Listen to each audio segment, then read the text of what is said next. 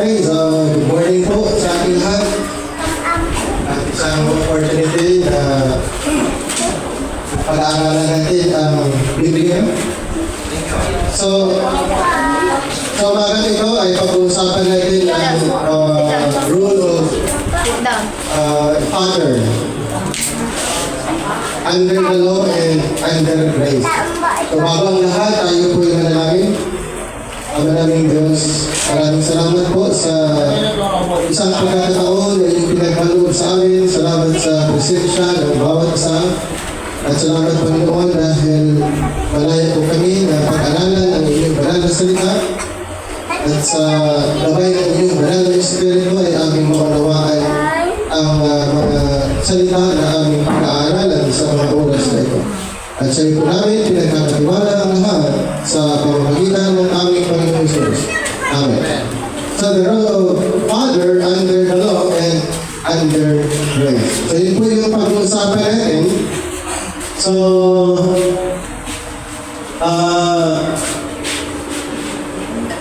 the role of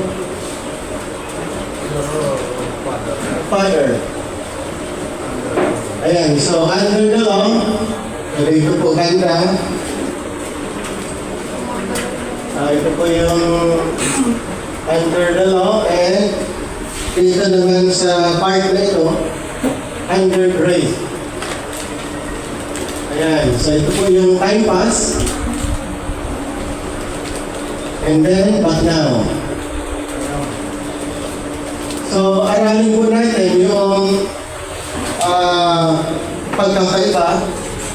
So, halimbawa yung father sa time na ito at father sa time under sa love program.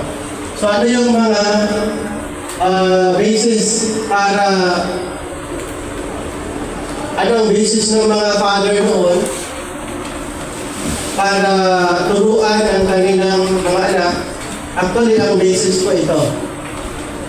Ayan, under the law. Pero dito naman, ay under grace. Na ito ay, ito po ay sa finished work ng ating Panginoon. Okay?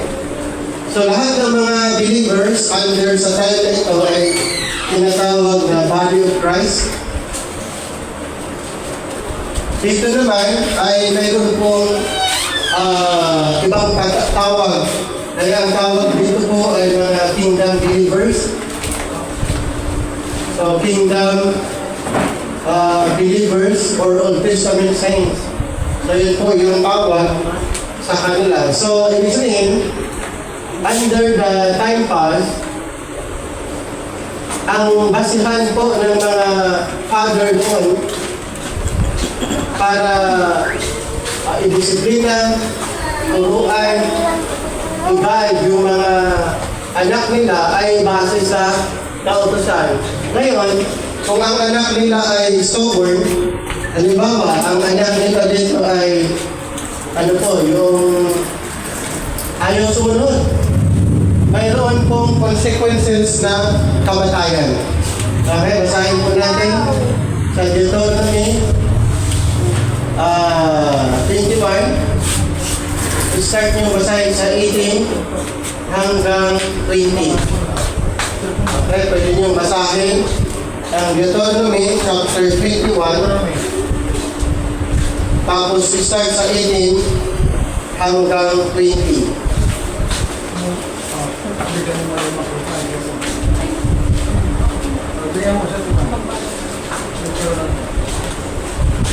Okay, kung sila yung nakakita,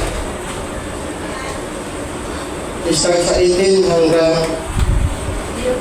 hanggang 21, dito sa atin hanggang 21.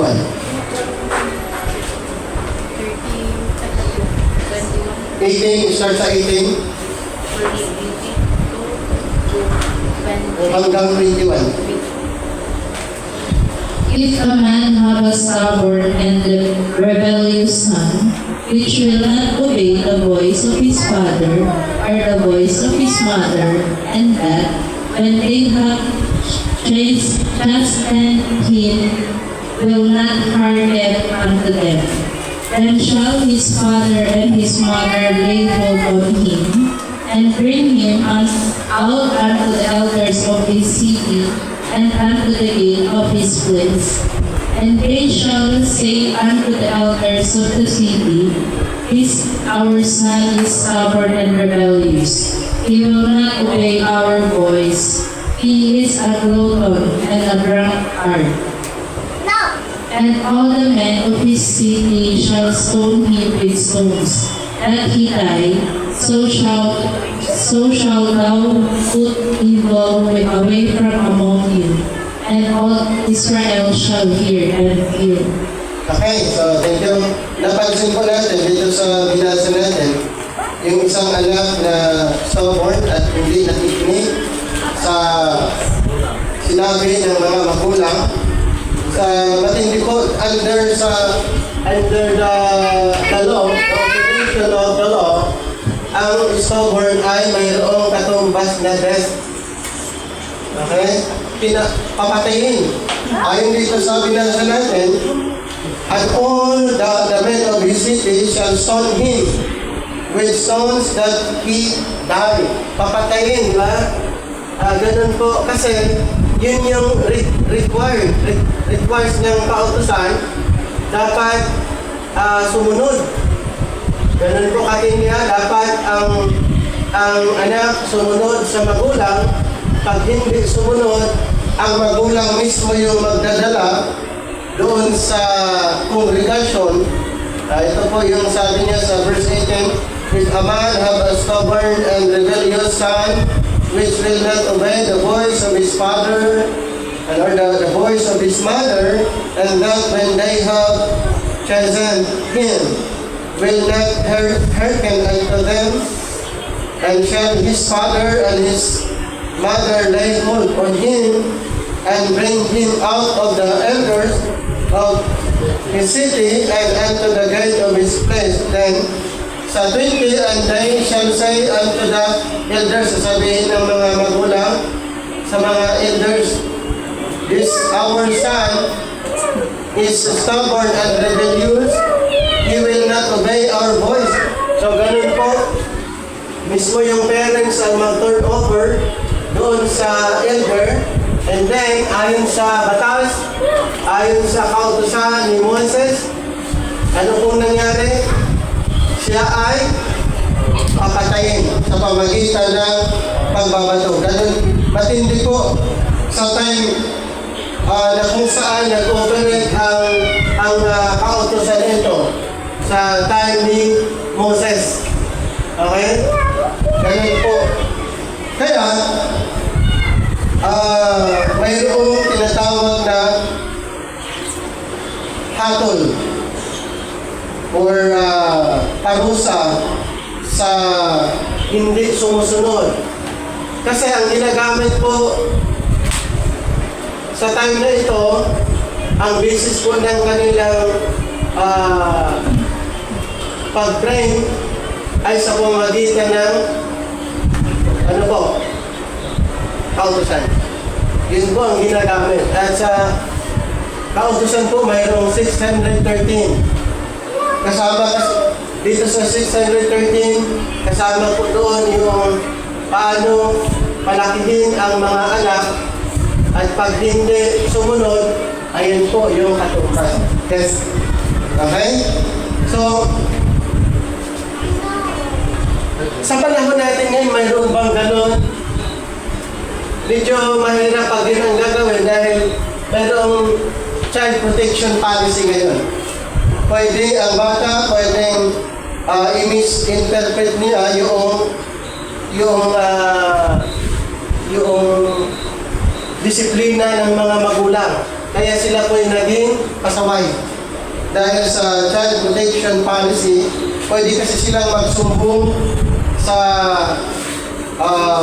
barangay or sa pulis at sasabihin nilang ganon, at mostly ang pinapanigan ng batas is yung bata.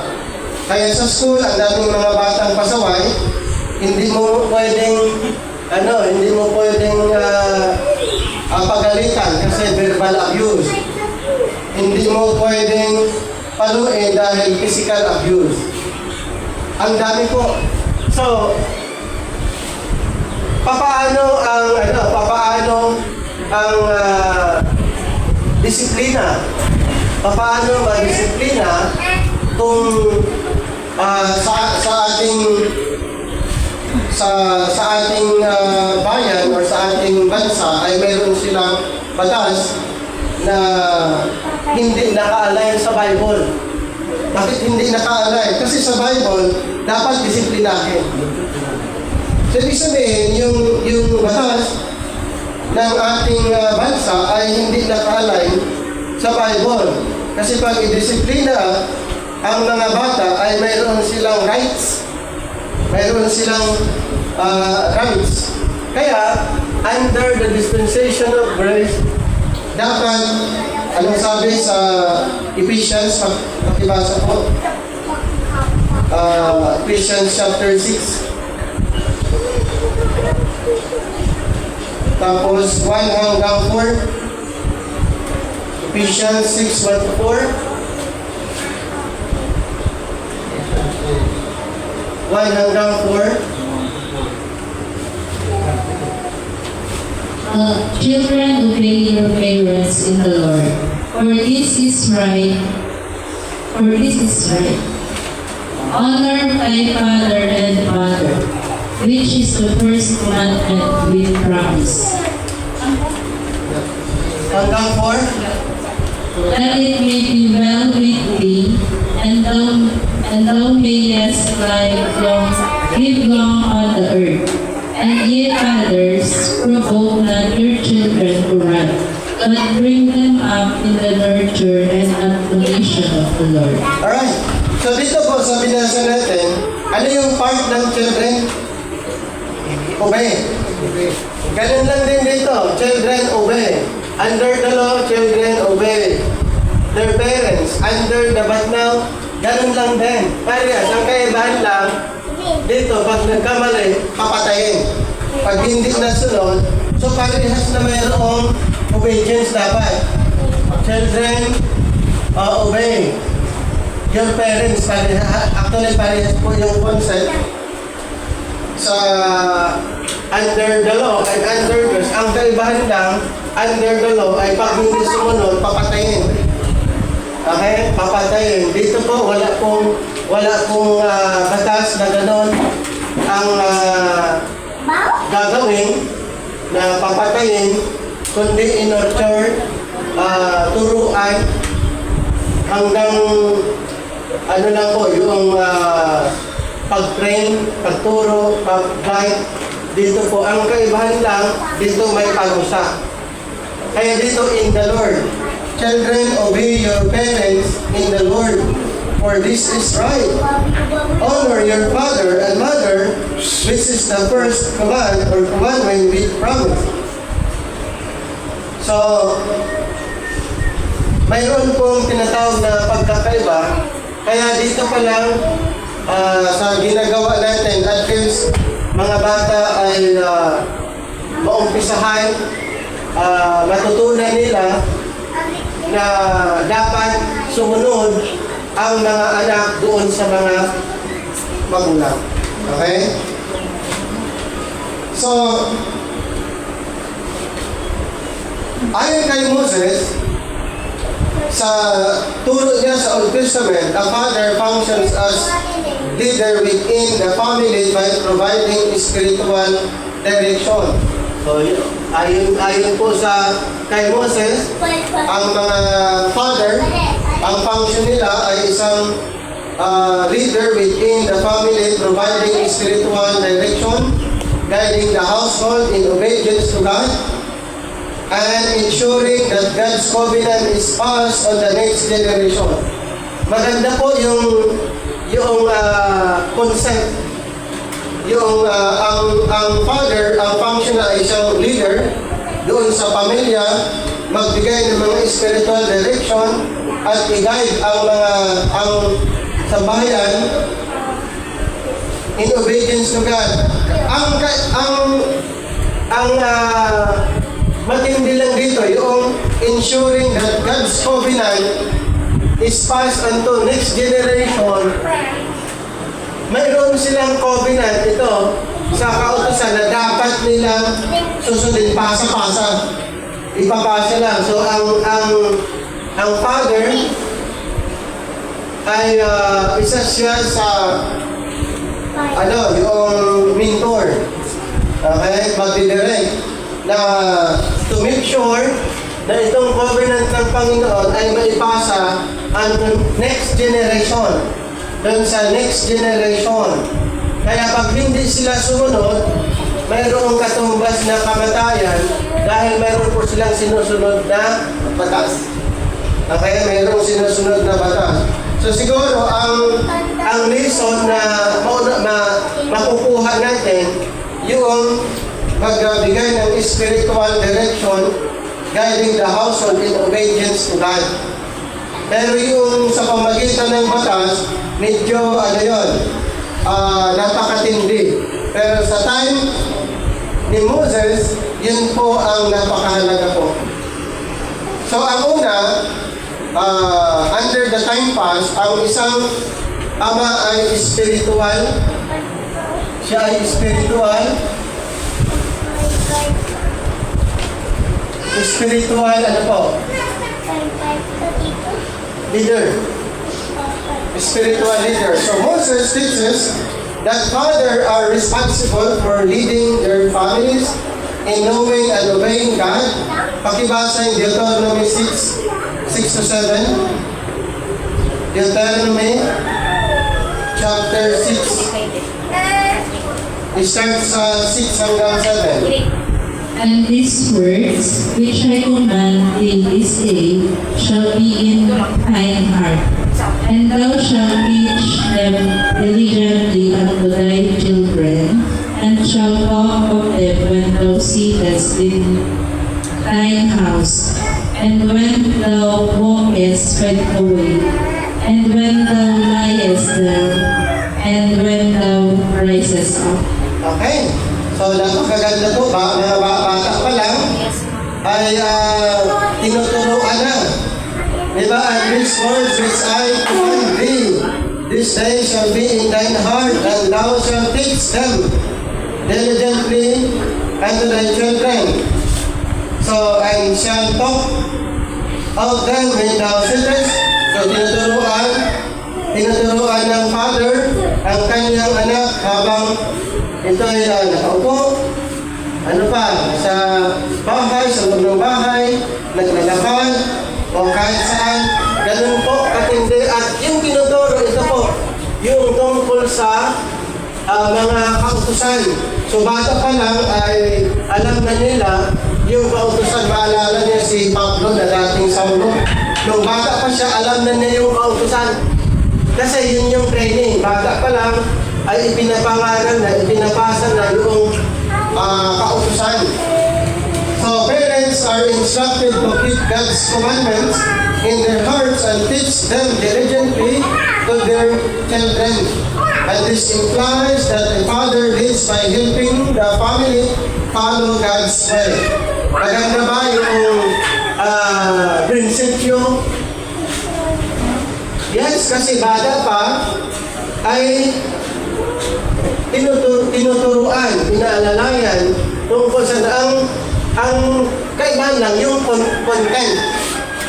Yung content lang kasi ang ipinapangaral ay tungkol sa kautusan na pag hindi din sinusunod, mayroong parusa. Kapag bata pa lang, under the Old Testament, alam na nila na pag hindi sila sumunod, papatayin. Kasi dahil sa batas.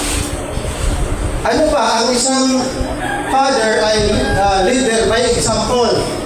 Okay, leader siya by example. Ayan. Before teaching others, the commandments must be in the parents' own heart. Kaya dito sa binasa natin sa verse 6, diba? And these words which I command thee this day shall be in thine heart. So dapat nasa yung turo ay dapat nandun sa parents. Kasi ang parents, pag wala naman, may turo, sila din ang papatayin. Sila din ang babatuhin hanggang mamatay. Vice versa yan. Ang parents, father, mother are responsible during that time na ipangaral ang mga kautusan. Pag hindi naman nila gagawin, sila naman ay ganun din, papatayin. Pag ang anak ay hindi sumunod, sila din ay papatayin ayon sa binasa natin. So Moses, present leadership as more than authority, it involves personal commitment to God. So a father's example influences the family's spiritual and moral life. So ganun po ang rule ng isang father that time, leader by example, at ganun lang din sa ngayon. Okay, kumbaga, ang kaibahan lang, yung basis ng kanilang pangangaral, pag-train, pag-disiplina, may pagkakaiba. Pero, yung bilang leader by example, ganun lang din sa panahon natin ngayon. So, hindi yun nababago. Okay?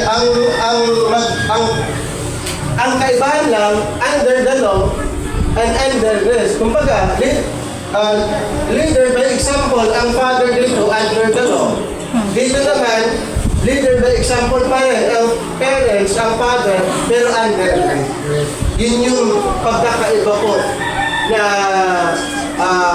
konteksto. Pero yung pagiging example, hindi nababago yun.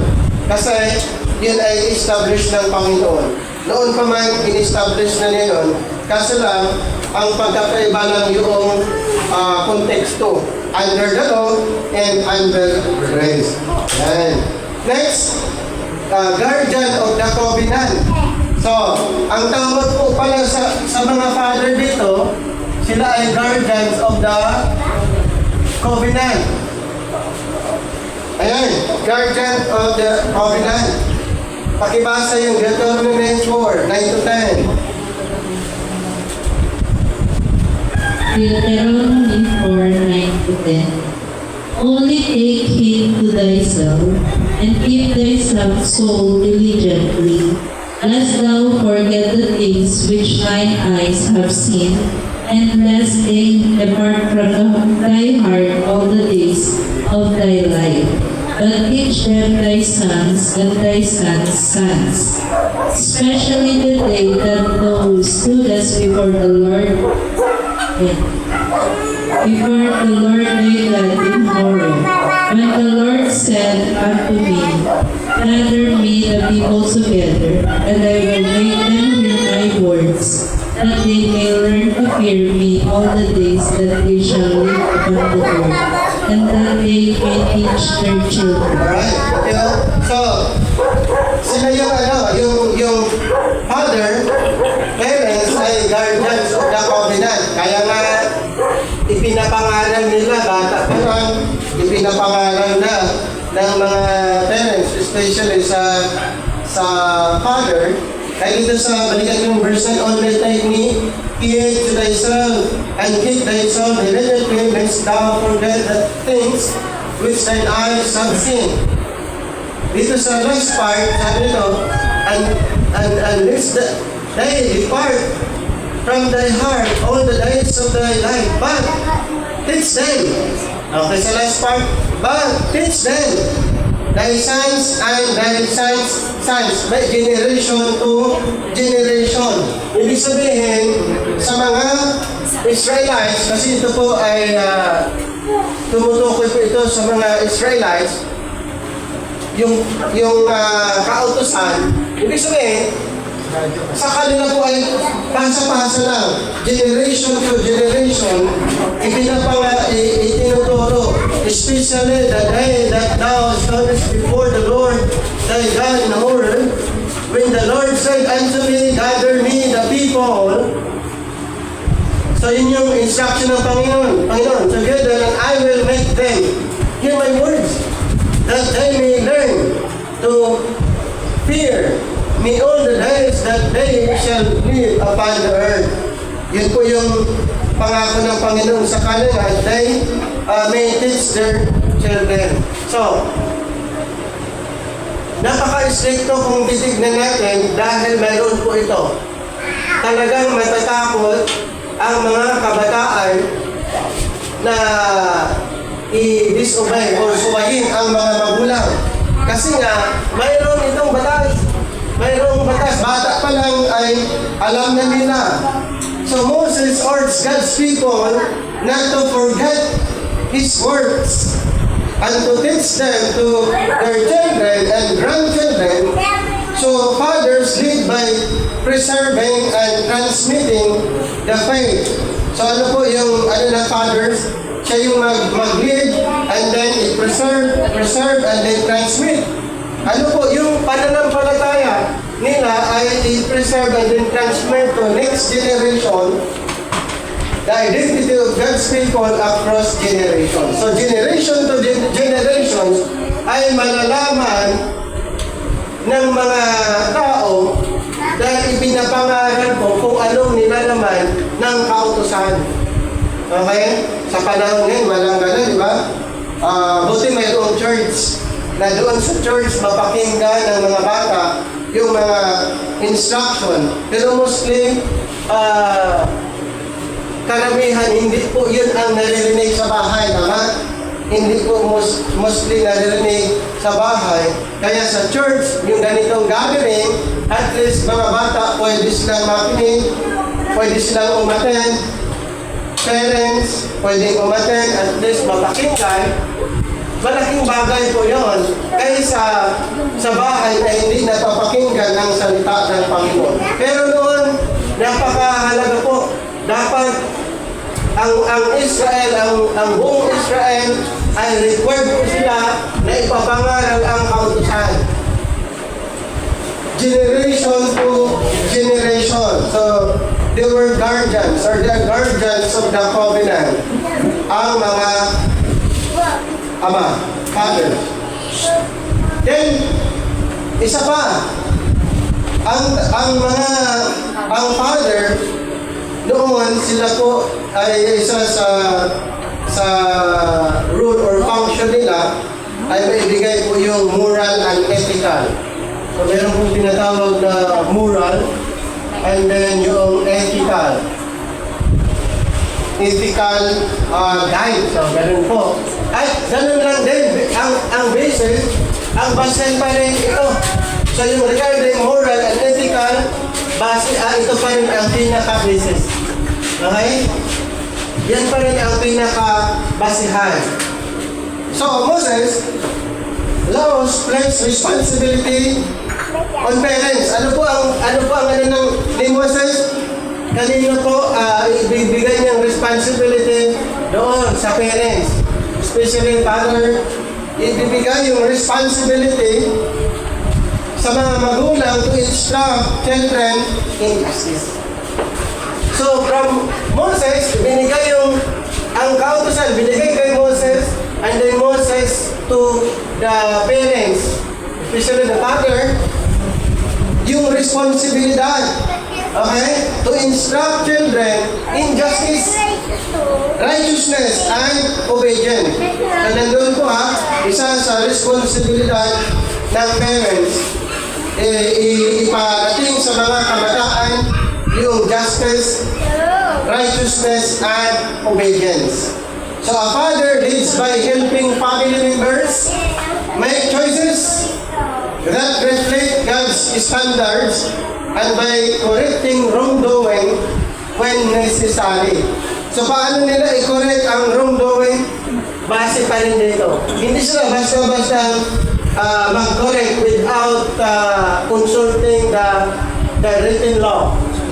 Okay, doon po nakabase. Kung i-correct nila, i-guide nila, ipangalan nila ang ethical, ipangalan nila ang regarding moral, dapat nakabase dito. Hindi sila pwedeng gumawa ng sarili nila. Dapat ibabase po sa kautusan. Lahat ng gagawin ng mga Israelites tungkol po sa paggabay nila sa mga anak. Dahil sila po ay spiritual leader, okay, sila po ay leader by example, sila po ay guardians of the covenant, at responsible din sila na mai-introduce ang moral and ethical doon sa kanilang mga anak. So, isa yan sa napakaganda po kung titignan natin, kasi ang first teacher, ang talagang pinaka-teacher, yung parents. Di ba? Yun yung pinaka-teacher, yun yung bata pa lang eh. Yun yung pinaka-first. Ibig sabihin, lahat ng parents ay teacher. Lahat ng parents ay teacher. So pagpunta sila sa school, sikad na lang yung mga teachers doon. Pero ang pinakaunang teacher, yung parents. E paano kung itinuturo ay mali? Halimbawa, yun yung naging kasaway sa school. Okay? Kasi iba yung na-observe nila sa pamamahay. Kaya pagdating sa school, maraming pasaway. Ayan, ang daming pasaway pagdating sa school. So, ganun po. Pero under the law, naku, ilan lang ang pasaway. Bakit? Bata pa lang, sinasabi na mayroong parusa pag sumuway. Okay, sa atin ngayon walang ganun, di ba? Na bata pa lang na ganun sa under the law na mayroong parusa. Wala. Kasi pag gagawin yan, covered sila ng isang Republic Act regarding the Child Protection Policy. So hindi basta-basta sa ngayon. Pero mga 2000 backward, pwedeng ang mga teachers, pwede nilang i-disiplina yung mga estudyante. 2000 backward. Pero 2000 onwards, hanggang ngayon, hindi. Mayroon silang children protection policy. So, ganun po. Kaya mas nagiging maraming pasaway sa panahon natin ngayon dahil sa batas na yun. Pero sa time ni Moses, wala po. Kasi pag hindi sumunod, papatayin. Then isa pa na function o ng isang leader under the time, under the law. So leader ang father is after a leader in daily life. Okay, so siya ay isang leader in daily life. So ganun po. Moses describes teaching God's commands during ordinary activities. Ito po, na-describe. Basahin ulit yung 6-7. Deuteronomy. Balikan lang natin. Deuteronomy 6-7.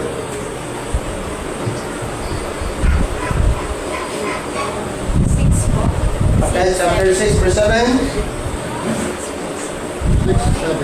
And thou shalt teach them diligently unto thy children, and shalt talk of them when thou sittest in thine house, and when thou walkest by the way, and when thou liest down, and when thou risest up. Okay, so malinaw po yan. Kaya Moses describes teaching God's commands during ordinary activities. Kasi during ordinary activities, pag nasa bahay, pag sila'y naglalakbay, pag sila'y nakahiga, at pag sila'y gumising. So, this suggests that leadership is exercise. Okay? This suggests that leadership is exercised continuously through everyday interaction, decision, and guidance. So, kung mapansin niyo po dito sa binasa natin, yung mga bata pa, mga ilang taon na ito, kasi mayroong guide, may naglalakad. Okay? kumbaga nandoon nasa nasa age of accountability. Kumbaga mayroon na siyang isip, kaya na siyang umintindi, kaya na maturuan. So probably ito po ay nasa age of accountability na yung bata na kayang umintindi sa mga instruction, sa mga itinuturo, alam niyo yung tama, alam niyo yung mali. Kasi pag tuturuan mo yung bata na wala pa doon sa age of accountability, hindi niya maintindihan yun. Ibig sabihin, ito po ay tinuturuan, ay mayroon na siyang isip, kaya niyang umintindi ano yung tama at alin yung mali. Okay? So, napansin niyo po dito sa binasa natin, sa bahay, turuan siya sa paglalakbay, ibig sabihin pwedeng kasama. Okay? Kasama siya sa bahay yung anak, sa paglalakbay, kasama yung bata, sa pagtutulog, kasama, at lahat ng panahon. So, ang puntong ito, ang pagtuturo sa kanila habang hindi pa sila pwedeng humiwalay, okay? Tuloy-tuloy yung pangangaral. So, ganun po yung scenario dito under the law of Moses. Ayan, under the law of Moses. At ganun lang din. Ulitin ko po, yung pattern at yung rule, function, parehas. Ang pagkakaiba lang, sila ay under sa kautusan. Yun lang ang pagkakaiba. Pero yung function, rule ng parents, ng father, parehas. Kasi established by God. Ang kaibahan lang po yung basis ng kanilang pagdidisiplina, basis ng kanilang pagtuturo under the law. Iba po sa under grace. Okay. Dito naman sa bandang last ng teaching under the law in relation with fathers, Moses' teachings, fatherhood, involves what? Leadership that is rooted in service to God. So, fatherhood, Moses' teachings, fatherhood, at ito po ay may kinalaman sa leadership na kung saan dapat rooted sa Panginoon. Instruction of children and faithful example rather than merely exercising authority. Ayan. So, sa time na ito, kung i-examine po natin, ay ito po yung reality. Okay? Ito po ay reality. Children, obey your parents. Ganun lang din sa under the law. Dahil ang function ng father, siya po ay spiritual leader. Siya din ay a leader by example. Siya po ay guardians of the covenant. And then moral and ethical guide. And then a leader in daily life under sa time na ito. At katulad ng binanggit ko po, yung function ay ganun lang din sa panahon natin ngayon. Ang pagkakaiba po ay ang kanilang basis sa kanilang pangaral, pag-train ng kanilang mga anak ay ibinabase doon sa kautusan. And then, proceed tayo sa time. Under sa time ng grace, under the but now, sa time ni Apostle Paul, under grace. So, para sa kanya, ano kaya? Okay, para sa kanya naman, ano? So, according to Paul, the father's role includes loving leadership. Loving leadership. So, makita mo yung pagkakaiba ngayon. Kasi dito, mayroong loving leadership.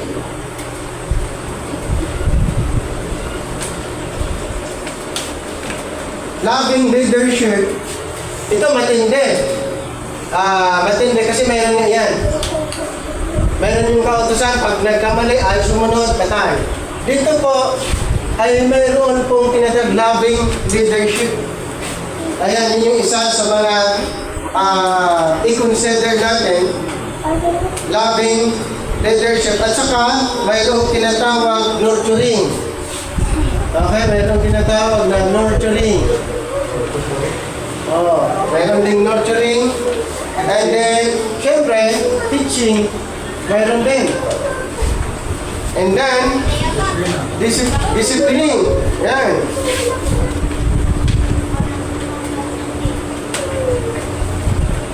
And then, mayroon pa yung providing. Mayroon, okay? Providing. So kung papansin natin, ay halos, ano lang po, parehas yung pattern. And then example, exactly example for his children. So, una, ito na po, ang isang father ay isa siyang nurturer and instructor. Ganun din ba dito? Yes. Ipinapangaral na nila yung kautusan, bata pa sila. So, under the grace program, ang isang ama ay isang nurturer and instructor. So, Paul teaches fathers to raise their children with care and spiritual guidance. Balik tayo sa Ephesians 6:4. Ephesians chapter 6 verse 4. Again. 6:4.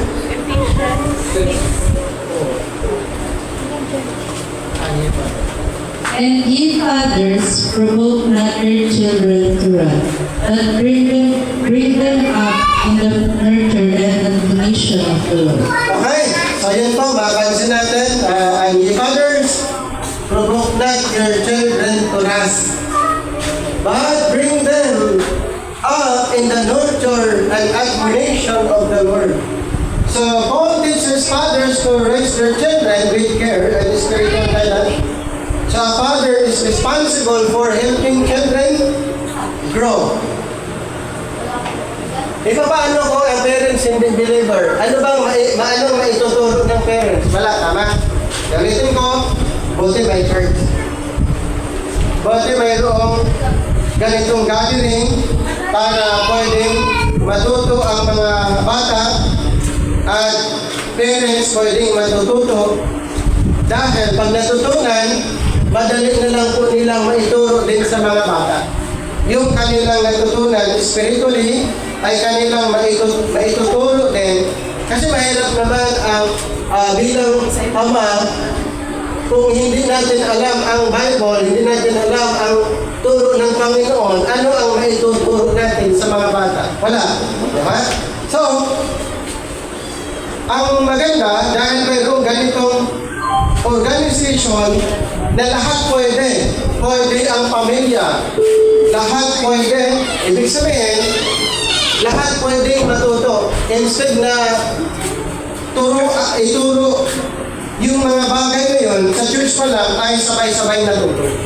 Okay? So, father is responsible for helping children to grow spiritually and morally while avoiding harsh or discouraging treatment. So, ano pong ibig sabihin nun?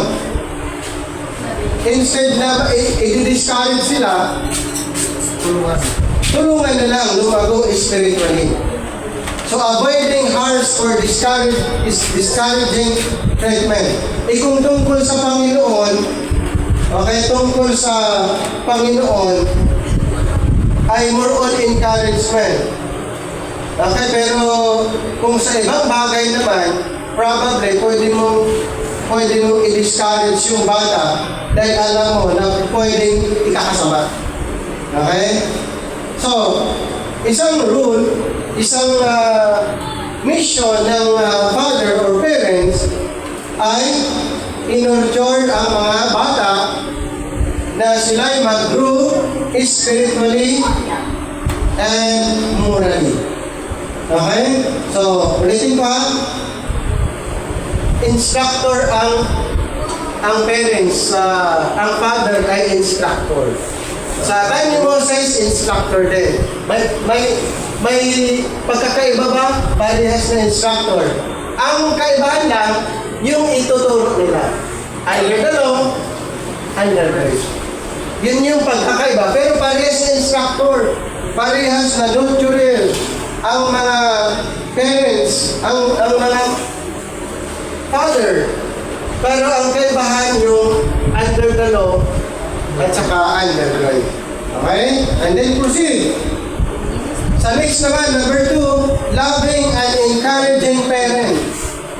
Okay, loving and encouraging parents at pakibasa ang Colossians 3:21. Colossians 3:21. Sige. 21. Fathers, provoke not your children to anger, lest they be discouraged. Ayan. So, parang sabi na sa Ephesians. So, fathers, ito po yung nakatuon, nakasentro sa fathers. Fathers, provoke not your children to anger, lest they be discouraged. So, yun po ang magiging resulta pag sila ay na-provoke, pwede silang ma-discourage. Kaya pala, ang parents, father, ay more on encouragement. Okay? More on encouragement. Kaya, yun yung isa sa mga sinabi ni Apostle Paul, fathers, do not embitter your children or they will become discouraged. So this emphasizes the father's role in encouraging and strengthening his children rather than crushing their confidence. Nawaan niyo po. So yung rule, function ng ama to encourage and to strengthen sa mga anak para yung magkakaroon sila ng mataas na kumpiyansa or confidence sa kanilang sarili. Hindi sila na-discourage. So, loving and encouraging parents. Na-clear po ba sa atin yan? Yung function, yung role ng isang ama at parents? Yes, dapat. Okay, yes. Kasi yun po yung mahalaga. Kasi pag ma-discourage na sila, wala na. At ma-discourage sila mismo sa parents, kanina na sila magtiwala. Wala na, baka sa iba. Kasi dapat ang parents sila yung source of encouragement, pero nawala na yung tiwala, nawala na yung dapat source, kaya may mga iba, pumunta na lang sa iba, and then doon sila makikinig na kung anong encouragement meron sila. Okay? So dapat laging sa parents ang source ng encouragement and then strengthening. And then number 3, ang isang ama ay ganun din, siya ay leader din, lalo na sa spiritual example. So ganun po ang father, parents, katulad lang din dito sa under the law, leader by example. Dito naman ay spiritual example, pero halos parehas lang po yung ginagawa or mission, yung ministry ng isang parents or lalo na sa father. For Apostle Paul, frequently stresses the importance of imitation. Ibig sabihin, yung mga bata ay mayroon silang imitate or tinutularan. Yung mga bata ay tinutularan nila yung parents, tinutularan yung father, kasi sila po ay mas madali silang gumaya, madali nilang ini-imitate. Kaya mapansin nyo yung mga bata pag laging nanonood, ginagaya nila yung pinapanood. Kasi doon sila natututo by imitation, doon sa nakikita. Mas natututo sila doon sa nakikita yung mga bata. Kaya pag ano yung nakita nila sa pamilya ay ini-imitate, ginagaya. Okay? Fathers are called to model Christian character. So dapat yung father ay modelo. Okay? Modelo siya tungkol sa Christian character. Ibig sabihin, kung ang ama ay hindi believer, halimbawa, hindi siya nanampalataya, gagayahin ng ganyan. Pero kung ang isang ama ay naniniwala sa Panginoon, siya naman ay ginagaya din. Yung kanyang character ay gagayahin din. Okay? Kasi, katulad ng binanggit ko po, mas madaling matuto yung mga bata doon sa kanilang nakikita. So, fathers are called to model Christian character at ano ba? Model to Christian faith, love, and obedience to God so that their children can learn through example. Okay? So, nandun po yung faith, love, and obedience. Saan po galing ito? Doon sa parents. Okay? Kasi sila yung ini-imitate. So yung kanilang character, Christian character, kanilang paniniwala, yung kanilang faith, love, at saka yung obedience nila sa Panginoon, yun ay nakikita at ina-adapt ng mga bata. Okay? Malinaw po sa atin. Sa number 4, leader of the household. Okay, leader of the household. Parehas dito lang. Leader of the household under this time, under the grace program, ganun din ang mga ama, leader of the household. So in discussing family life and church leadership, Paul presents fathers as having responsibility for the well-being and order of the household. Basahin natin, 1 Timothy 3, 4-5. 1 Timothy chapter 3, verses 4 hanggang 5. Sige. Chapter 4. One that ruleth well his own house, having his children in the subjection with all gravity. For if a man know not how to rule his own house, how shall he take care of the church of God? Okay, so ito po yung sa verse 4, one that ruleth well his own house. Ito po yung matinding challenge. Sa family, ito yung pinaka-challenge. Bakit? The one that ruleth well his own house, having his children in subjection with all gravity. Ito po ang talagang challenge sa mga parents, sa fathers, paano maging maayos yung pamilya. Lalo na sa ngayon. Pero kaya mostly sasabihin nila ay pag-interview natin ay kanilang isinasama sa mga prayer.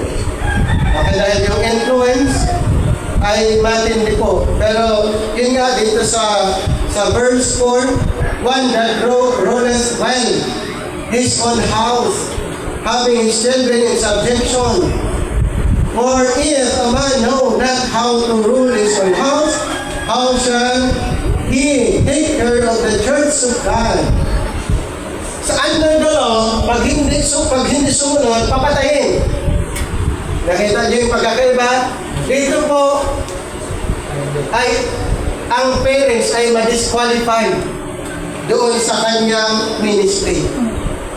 Lalo na sa ruling ministry. Ma-disqualified siya kasi bakit?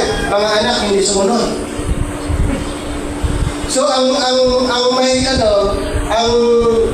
ang disqualification dito, hindi siya pwedeng mag-minister as leader.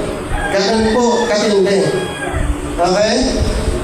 Ang tanong, ito po yung tanong. Lahat ba ng mga nasa iglesia, lahat ng anak nila masunurin? Malabo. Walang, hindi po 100%. Okay?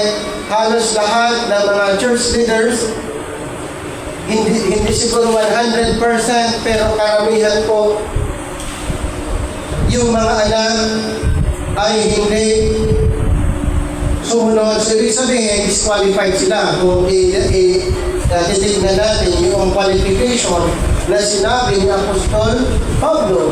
Kasi dapat, one that ruleth well his own house, having his children in subjection with all gravity, and for if a man know not how to rule his own house, how shall he take care of the church of God? So, in 1 Timothy 3:4-5, the father leads by serving, guiding, and caring for his family. So, serving, siya pa rin ang example, guiding, caring for his family. So yun po yung idea dito po sa 1 Timothy 3:4-5.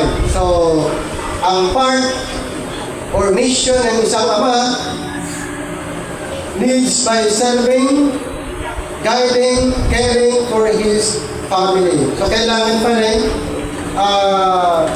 i-introduce ang Panginoon sa buhay ng mga anak.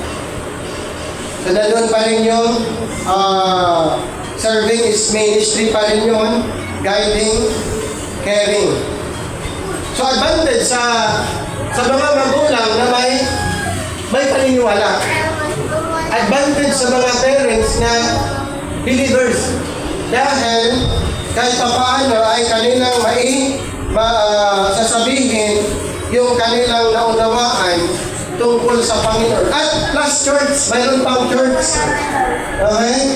Mayroon pang church na mag-guide sa mga bata, ipapangaral ang tungkol sa salita ng Panginoon. Kaya yung mga anak nyo, huwag niyong pigilan na pumunta sa church. Ang ganda po pag lumaki sa church. Okay? Yung mga, lalo na kasama ang parents. Diba? Mga anak, lumaki na nasa church, kasama ang parents, napakaganda. Siguro yun yung isa sa mga napakaganda na sabay-sabay natututo. Okay? Number 5, ang isang ama ay provider and caregiver. So, both teaches that parents have a responsibility. Okay? Ano yung responsibilidad ng parents? To care for their children. Basahin natin nga. 2 Corinthians 12:14. 2 Corinthians 12:14. Verse 4. Behold the third time, I am ready to come to you, and I will not be burdensome to you. For I seek not yours, but you. For the children old not to lay up for the parents, but the parents for the children. Right. So, yun po yung idea.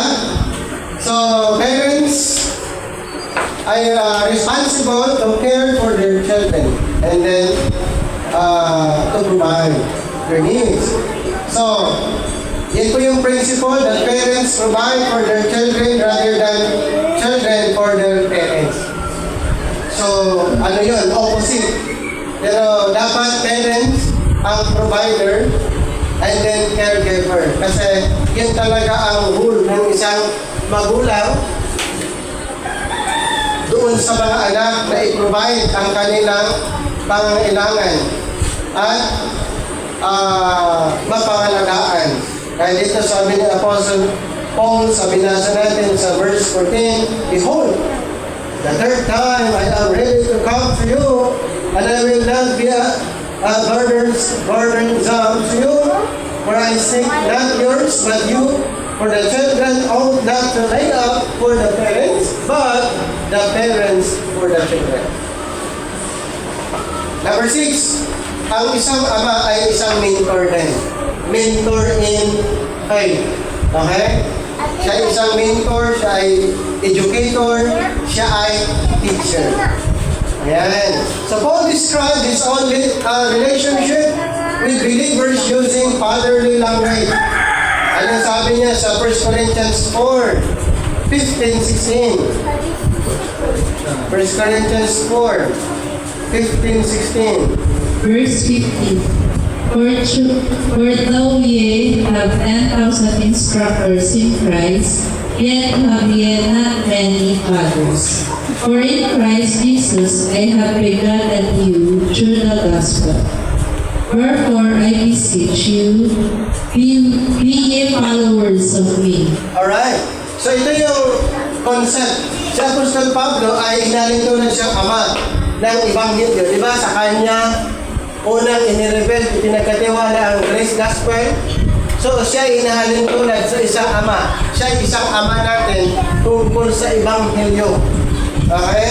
So, he speaks as a spiritual father. Itong si Apostol Pablo, who instructs, encourages, and guides others. So this illustrates that mentoring dimensions of fatherhood. So yun po yung ginampanan ni Apostol Pablo na hinalintulad siya na ama natin. Kaya sabi niya, follow me as I follow Christ. Imitate me as I imitate Christ. Kasi yung concept na yun ay konsepto ng bilang ama. So siya yung hinalintulad as ama na sa kanya ipinagkatiwala ang Ebanghelyo at kanyang ipinapangaral sa iba yung mga katuruan na kanyang tinanggap. So for Paul, the fatherhood is not merely a position. Sabi niya, ayon kay Pablo, ang fatherhood is not merely a position of authority. It is a responsibility of what loving leadership, spiritual formation, and sacrificial care. Ayon kay Apostol Pablo. So bilang pagtatapos, balikan natin yung sa time ni Moses. According to Moses, the father is a leader who provides spiritual direction for the family, models obedience and faithfulness to God, preserves and passes on God's covenant teachings, guides children in moral and righteous living, and then leads to daily instruction and personal example. According to Paul, father's role is to lead the family in a godly manner, nurture and instruct children in the Lord, discipline with love and wisdom, encourage rather than discourage, provide for and care for the family, serve as spiritual and moral example, mentor children toward maturity in faith and character. So, sa kabuuan po, ang mga ito ay napakahalaga po yung na-mention sa time ni Moses tungkol sa role ng isang father, ng isang parents, ganun din sa time na kung saan na-establish yung grace program ay napakahalaga po. Pero ang kaibahan lang ang sistema, yung kanilang pangangaral ay mayroon pong pagkakaiba dahil dito po under the law, ang basis ng kanilang pangangaral sa kanilang mga anak ay ibinabase sa batas ni Moses, at yung kay Apostle Paul naman, yung kanyang pangaral doon sa mga anak, sa mga kabataan ay ibinabase po sa Gospel of Grace. So yun po yung pagkakaiba. Sana po may mga natutunan po kayo mga kapatid sa ating pinag-aaralan sa umaga nito. At sa mga fathers, happy Father's Day. Okay, so tayo po'y manalangin. Panginoon, maraming salamat sa pagkakataon. Salamat sa mensahe na aming napakinggan. Salamat nakilang Diyos sa banal na Espiritu na siyang nagpapaunawa, nagpapaintindi sa amin. At sa iyo po namin, pinagkakatiwala lahat sa pamamagitan ng aming Panginoon Jesus. Amen. Maraming salamat.